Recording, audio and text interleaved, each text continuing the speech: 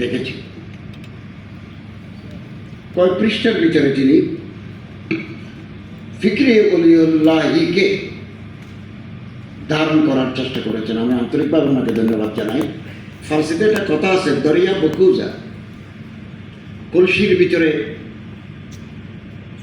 সমুদ্রকে সংকুলন করা। উনি এটা তাই করেছেন। আমরা যারা মাদ্রাসার ছাত্র, আমরা অনেকেও শাহ ওলিউল্লাহ দেহলভিকে চিনি না। তিনি মাদ্রাসা রহিমিয়া করেছেন দিল্লিতে। আমি বহুবার, যতবার দিল্লি গেছি, খুব কম গেছে এরকম শাহ ওলিউল্লাহ দেহলভিকে জিয়ারত করি নাই বা মাদ্রাসা রহিমিয়া যাই নাই, এরকম কম। বহুবার গেছি আমি দিল্লিতে। শাহ আব্দুল কাদের দেহলভি, শাহ আব্দুল আজিজ দেহলভি, শাহ রবিউদ্দিন দেহলভি, ওনাদের কবর জিয়ারত করেছি বারবার। অষ্টাদশ শতাব্দীর মুজাদ্দিদ শাহ ওলিউল্লাহ দেহলভি। আমরা বড় যারা মাদ্রাসায় পড়াচ্ছি, আমরা হুজ্জাতুল্লাহ বালেগাকে চিনি। আমরা কি চিনি? ইজালাতুল খিফা আন খিলাফাতিল খুলাফা, বুদুরুল বাযাগা, তাফহিমাত ইলাহিয়া, ফতহুর রহমান ফি তাফসীরুল কুরআন,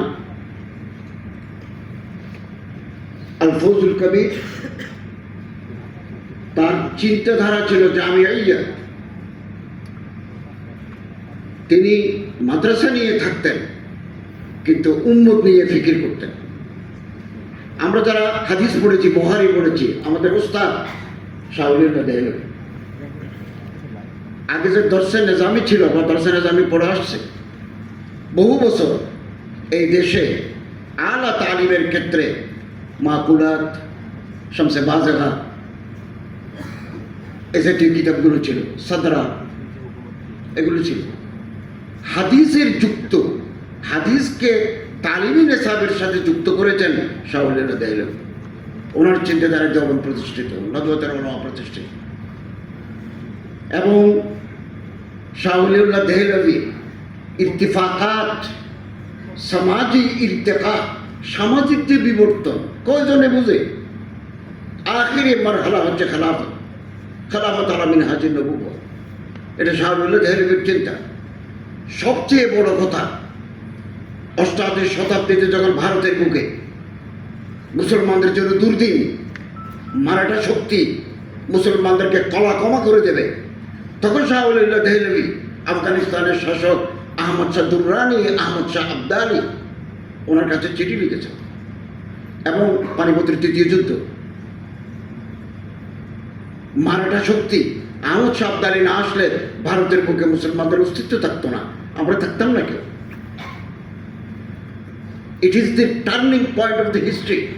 এটা ইতিহাসের দিক পরিবর্তনকারী ঘটনা যারা শাহ ওলিউল্লাহ দেহলভি করেছেন।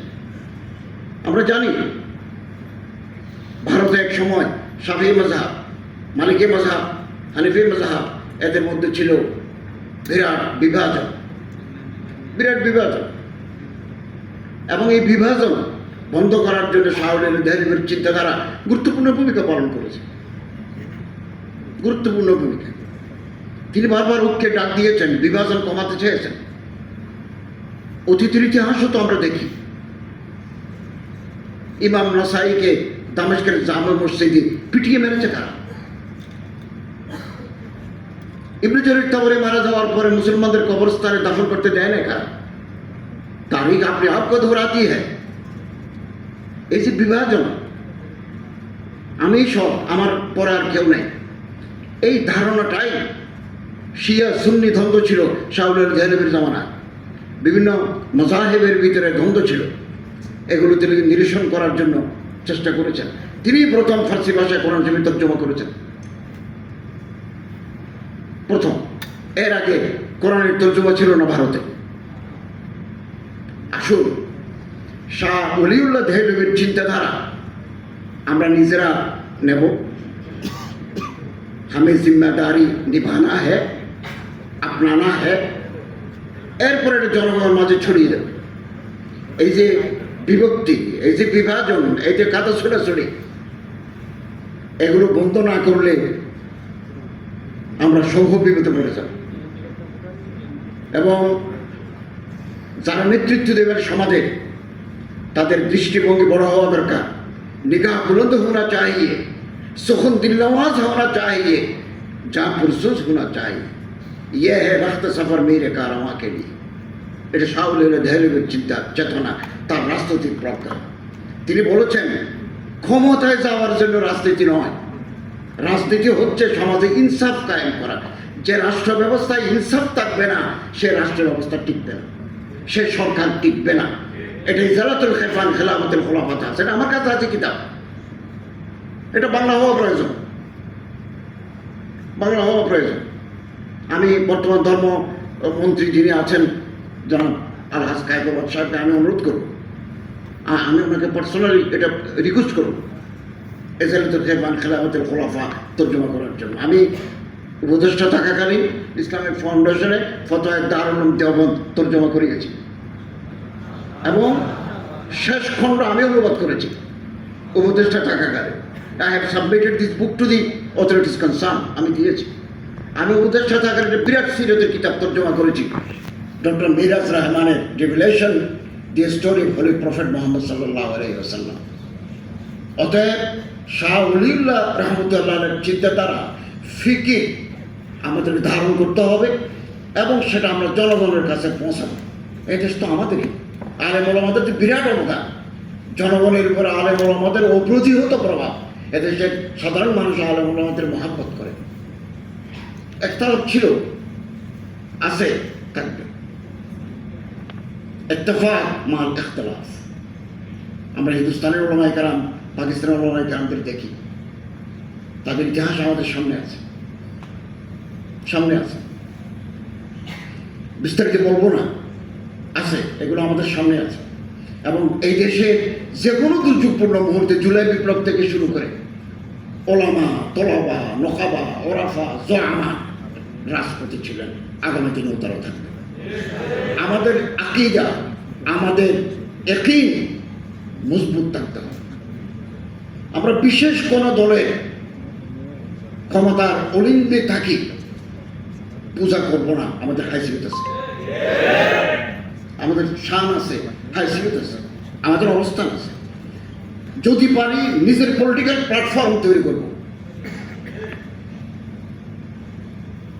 नहीं है शान खुददारी के तुझे तोड़कर तुझको कोई दामन में रख ले, कोई ज़ेबे गुलू कर ले। বাগানে ফুল থাকলে সুন্দর দেখায়, ফুল ছিঁড়ে যদি পাগড়ির উপর দেন, নেকটাইকে বাঁধেন, এটা ফুলের শান নয়। नहीं है शान खुददारी के तुझे तोड़कर कोई दामन में रख ले, कोई ज़ेबे गुलू कर ले, ये शान নয়। আর আমাদের শান রক্ষা করতে হবে। এটা শাহ ওলিউল্লাহর ফিকিরে পায়। আল্লামা ইকবাল রহমতুল্লাহ কি সুন্দর কথা বলেছেন, গোলামি মে নাকাম আতি হ্যায় শমশিরে তদবীরে, जो हो ज़ौक़ यकी पैदा तो कट जाती है जंजीरें।